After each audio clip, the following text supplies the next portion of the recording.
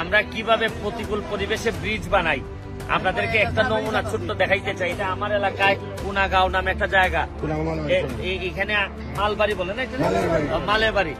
এখানে আগেও ব্রিজ বানাইছিলাম। এই দেখেন আগের ব্রিজটা বানানোর পর ওনারা সংস্কার করার পর ভাঙে যাচ্ছে। এখন আমরা নতুন আর এই পাকা ব্রিজ বানাচ্ছি। আমি আপনাদেরকে একটু দেখাই যে ব্রিজ কিভাবে হয়। আপনারা দেখেন যে এই কি কষ্ট হয়, এবং এই আমার কিন্তু খরচ অনেক কমে যায়, কারণ স্থানীয় লোকজন কিন্তু নিজেরাই শ্রম দেন। এটা বলতে পারেন যে কিছুটা স্বেচ্ছাশ্রমের ভিত্তিতে এখানে মেম্বার বা স্থানীয় যারা আছেন তারা সবাই মিলে শ্রম দেন। আমি আপনাদেরকে দেখাই কিভাবে ব্রিজ বানাই।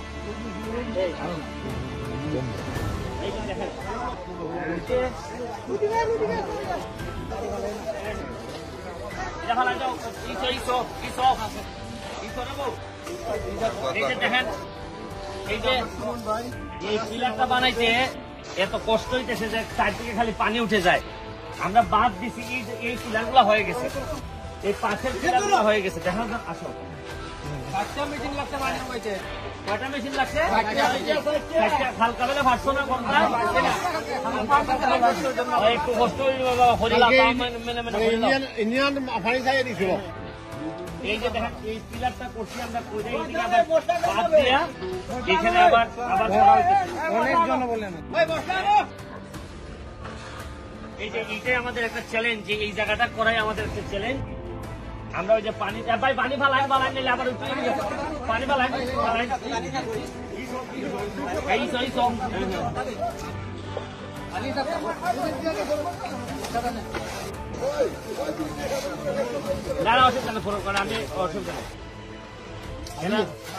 আমি আর একটু বয়স হয়ে গেলে আর এই কাজগুলো হয়তো পারবো কিনা কতটুকু কে জানে। আমি নিজেই কাজে শরীর হইতে চাই, দেখি এটা নিজের কাজ তো।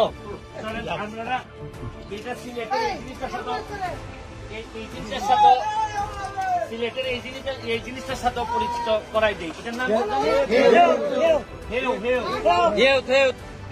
পানি করে এই যে হাঁটিয়ে পাবে।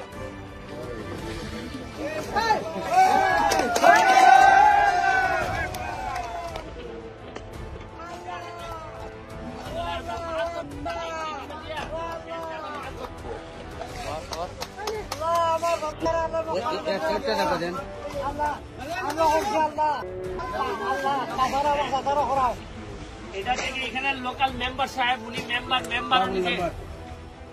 কাজে নামছেন। এটা আমাদের জন্য একটা বড় পাওয়া। সবাই যদি এইভাবে নেমে যায়, শুনেন, দুষাদুষি করা যায়, অনেক কিছু করা যায়, অনেক কথা বলা যায়, কিন্তু নিজের মানুষের জন্য কাজ করতে পারাটা এটা অন্যরকম একটা ব্যাপার।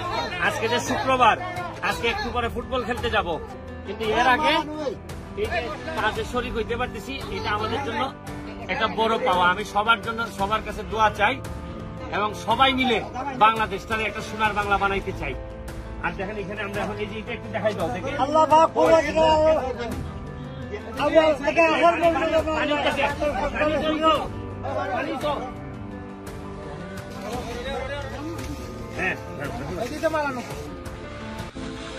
আওয়াল থেকে আখার পর্যন্ত আল্লাহ কিছু করতে আল্লাহ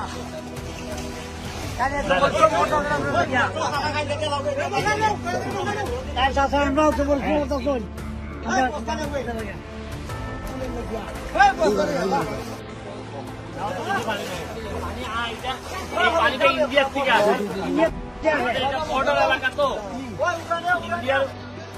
ইন্ডিয়ার সুইচ গেট ছেড়ে দিলে ইন্ডিয়া থেকে আসা যাবে না।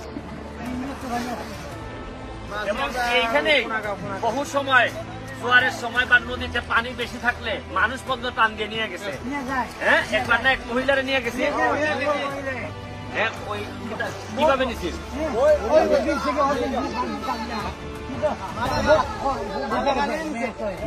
এটা আপনি ব্রিজ দেওয়ার পরে এক মহিলা আমরা দইয়া নিচ্ছি, হাসপাতাল নিচ্ছি। ওই পরে আপনার আবার আপনি কিছু টেহা দেওয়াতে আপনার আবার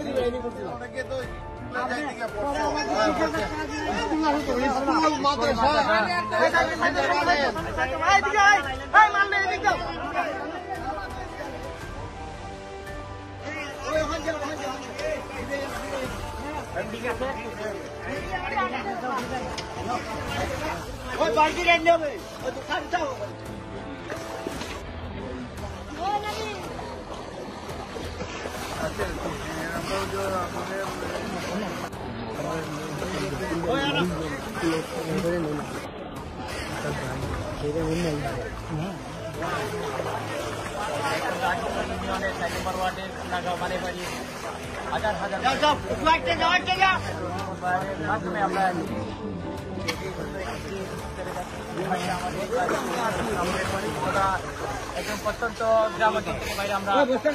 ফুট লম্বা এই ব্রিজটা চা বাগানের শ্রমিকদের জন্য আমার এই ব্রিজটা করতেছি আমি, এবং আশা করি হয়তো কয়েক সপ্তাহের মধ্যে এই ব্রিজটার কাজও শেষ হয়ে যাবে।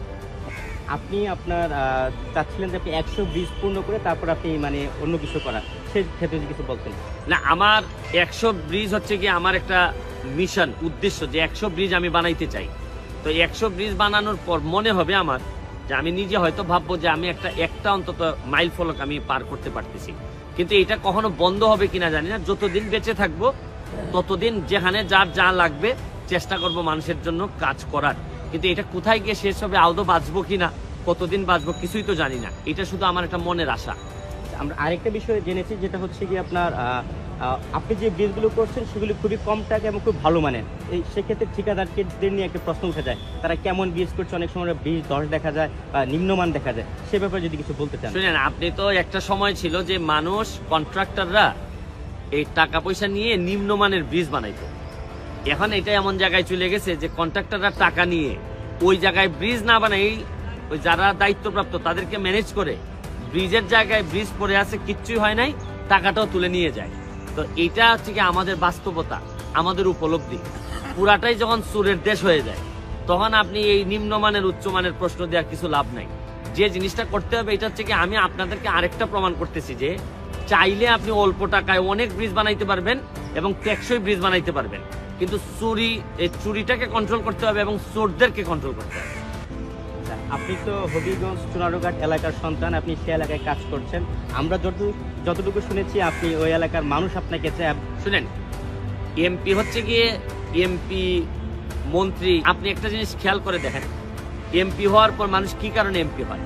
সে যদি মনে করে অনেক টাকা বানাবে, তার আত্মীয় স্বজন সবাইরে ধনী বানাবে, তাহলে এমপির চেয়ে ভালো পোস্ট হইতে পারে না। আপনি যদি মনে করেন না আমি টাকা বানাবো না, আমার ক্ষমতা দরকার নাই, তাইলে কি থেকে যায়? 5 লক্ষ মানুষের খাওয়ানোর দায়িত্ব থেকে যায় আপনার উপর। এই দায়িত্ব কিন্তু এত সহজ না।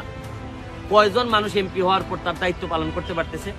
বিষয়টা আমার এটা না, বিষয়টা হচ্ছে গিয়ে যে আমি যে কাজগুলা করতেছি এটা হয়তো আরো 100 গুণ বেশি করতে পারবো, এবং সারা বাংলাদেশে আমি একটা উদাহরণ তৈরি করতে পারবো। শুনেন, এক জীবনে একটা প্রেম করে যদি শেষ করে ফেলা যায়, আমার কাছে মনে হয় এমপি মন্ত্রী হওয়ার চেয়ে এটা অনেক বেশি ইমানদার হিসেবে মৃত্যুবরণ করা অনেক বেশি জরুরি। কিন্তু মানুষ যতদিন পর্যন্ত সৎ না হবে, আপনি 500 এমপি বানাইলো এই দেশ বঙ্গবন্ধু সোনার বাংলা হবে না।